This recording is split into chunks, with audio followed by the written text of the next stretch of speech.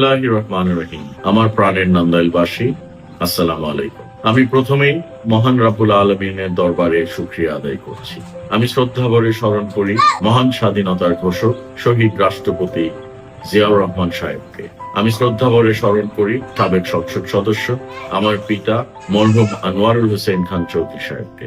শ্রদ্ধাভরে স্মরণ করি সাবেক সংসদ সদস্য আমার চাচা মরহুম খোরম খান চৌধুরী সাহেবকে। আমি কৃতজ্ঞতা জানাই বাংলাদেশ জাতীয়তাবাদী দল বিএনপির চেয়ারপারসন দেশনেত্রী বেগম খালেদা জিয়াকে। আমি কৃতজ্ঞতা জানাই আমার নেতা বিএনপির ভারপ্রাপ্ত চেয়ারম্যান তারেক রহমান সাহেবকে। প্রিয় নান্দাইলবাসী, আমি আপনাদের সন্তান, আমি আপনাদের ভাই, আমি আপনাদের পরিবারের একটি অংশ। আমার এই পথ চলায় আমি আপনাদের সহযোগিতা চাই। নান্দাইলকে একটি সুন্দর সমৃদ্ধশালী নতুন নান্দাইল হিসাবে গড়ে তুলতে আপনাদের দোয়া ও সহযোগিতা আমি একান্তভাবে কামনা করছি। বিএনপি একটি বৃহৎ এবং জনপ্রিয় রাজনৈতিক দল, কাজে এই দল থেকে অনেকেই মনোনয়ন প্রত্যাশী হবেন, এমনটাই স্বাভাবিক। নান্দাইল থেকে আমরা অনেকেই ধানের শীষের মনোনয়ন প্রত্যাশী ছিলাম, অনেকেই হয়তো যোগ্য ছিলেন, কিন্তু দল থেকে যাকে মনোনয়ন দিয়েছেন আমরা সকলেই সেই দিকে খেয়াল করে আমরা যেন দলের সিদ্ধান্ত মেনে নিই এবং ধানের শীষের পক্ষে প্রকাশ্যে কাজ করি। আমরা সবাই এক এবং অভিন্ন, আমাদের মধ্যে কোনো বিভেদ নেই, আমাদের মধ্যে কোনো প্রতিহিংসা নেই। বিভেদ তৈরি করতে আমরা কাউকে সুযোগ দিব না।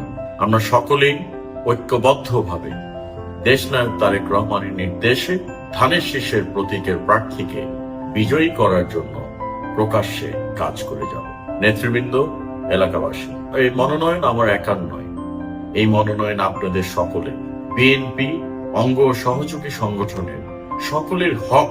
এই মনোনয়নের মাধ্যমে আপনারা যারা এতদিন ত্যাগ স্বীকার করেছেন, আপনারা যারা এতদিন আন্দোলন সংগ্রাম করেছেন, তাদের সকলে এই মনোনয়ন আপনাদেরকে নিয়ে আসবে ইনশাল্লাহ একটি সমৃদ্ধশালী নান্দাইল।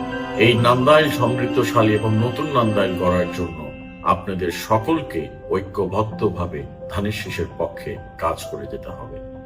আমি দলের নেতৃবৃন্দকে আহ্বান জানাই, কেউ অতি উৎসাহী হয়ে দলের ভাবমূর্তি ক্ষুণ্ণ করবেন না। ধানের শীষের পক্ষে সকলকে ঐক্যবদ্ধভাবে কাজ করার জন্য আমি বিনীতভাবে অনুরোধ করছি। নান্দাইলের আসন যেন আমরা তারেক রহমান সাহেবের হাতে তুলে দিতে পারি। সকলকে ধন্যবাদ, সকলের সুস্বাস্থ্য ও দীর্ঘায়ু কামনা করে আজকের মতো বিদায় নিচ্ছি। আল্লাহ হাফেজ। বাংলাদেশ।